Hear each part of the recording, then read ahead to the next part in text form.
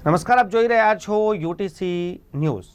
વડોદરા વિકાસની વાતોમાં પાછળ રહી જાય છે તેવી વાત તો આપે ઘણી સાંભળી હશે, પરંતુ હવે તો વડોદરામાં જે રીતેનો વિકાસ થઈ રહ્યો છે તે એવોર્ડ વિનિંગ વિકાસ છે। વડોદરા શહેરમાં જે રીતે રોડ બની રહ્યા છે અને રોડ પર ઝીબ્રા ક્રોસિંગ બની રહ્યા છે તે કામગીરી જો આપ જોઈ લો તો આ રોડ અને આ ઝીબ્રા ક્રોસિંગ બનાવનારને સર્વોચ્ચ પુરસ્કાર આપવાનો વિચાર આવી જાય। વડોદરા શહેરમાં રોડ પર જે ઝીબ્રા ક્રોસિંગ છે તેનો ઉદ્દેશ માત્ર સજાવટનો રહી ગયો છે, તેનો ઉપયોગ તો કોઈ કરી જ ના શકે। પરંતુ જ્યારે આ રોડ અને ઝીબ્રા ક્રોસિંગ બનાવવામાં આવ્યા અને વચ્ચે જ્યારે ડિવાઈડર બનાવવામાં આવ્યું ત્યારે આ બનાવનારને આ વિચાર નહીં આવ્યો હોય કે ઝીબ્રા ક્રોસિંગ કોઈ સજાવટની વસ્તુ નથી, એનો ઉપયોગ રાહદારીઓ માટે ચાલવાનો છે।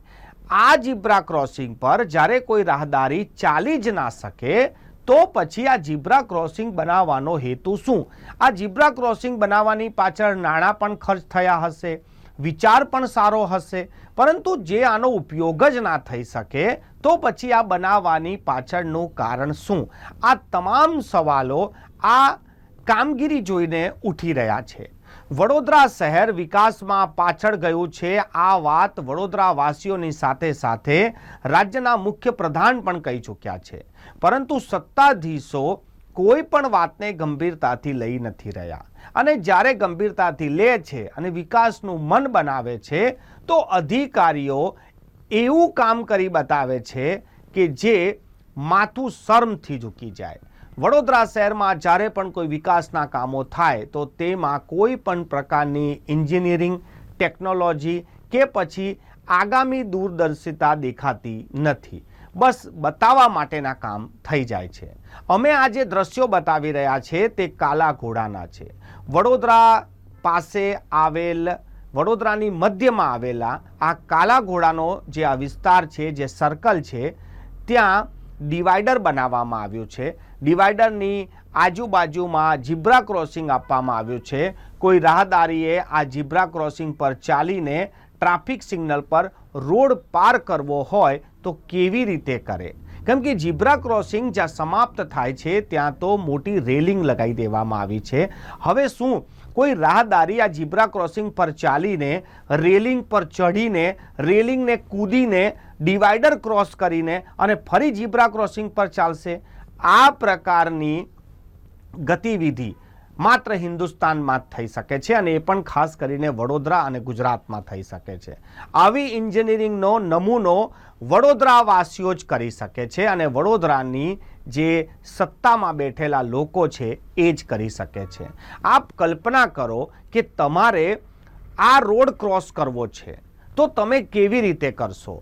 પહેલાં તમારે ઝીબ્રા ક્રોસિંગ પર ચાલવાનું, પછી તમારે ડિવાઈડર ચડવાનું, પછી એક રેલિંગને કૂદવાની, રેલિંગ ઉતર્યા બાદ ડિવાઈડર પર નીચે ઉતરીને ફરી ઝીબ્રા ક્રોસિંગ ક્રોસ કરવાનો। એટલે રોડ ક્રોસ કરવા માટે તમારે આખું એક સર્કસ ઊભું કરી દેવું પડે।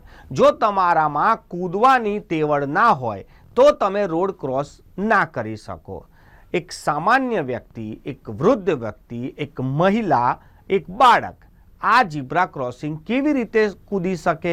આ કોઈ જાણકારો જ બતાવી શકે, અને એ પણ વડોદરા શહેરમાં સત્તામાં બેઠેલા જે બુદ્ધિજીવીઓ છે એ આ ઝીબ્રા ક્રોસિંગ પર ચાલીને ક્રોસ કરીને બતાવી દે તો અમે પણ માની જઈએ કે ખરેખર તમે આ સત્તામાં બેસવાના હકદાર છો।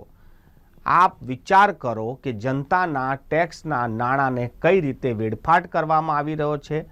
ઉપયોગિતા નહીં, માત્ર બતાવવા માટે, ફોટો સેશન માટે, સુંદરતા માટે આ તમામ વસ્તુ કરવામાં આવી રહી છે। ઝીબ્રા ક્રોસિંગનો ઇસ્તેમાલ રાહદારીઓને ચાલવા માટે અને વાહન ચાલકોને ત્યાં ઊભા રહેવા કે પછી સ્લો થવા માટે હોય છે, નહીં કે રોડના સજાવટ માટે। પરંતુ વડોદરા શહેરમાં તો ઝીબ્રા ક્રોસિંગની ડિઝાઇન લાગે કે માત્ર રોડની સજાવટ કરવા માટે ઊભી કરવામાં આવી છે, ઉપયોગિતા તો થઈ જ ના શકે।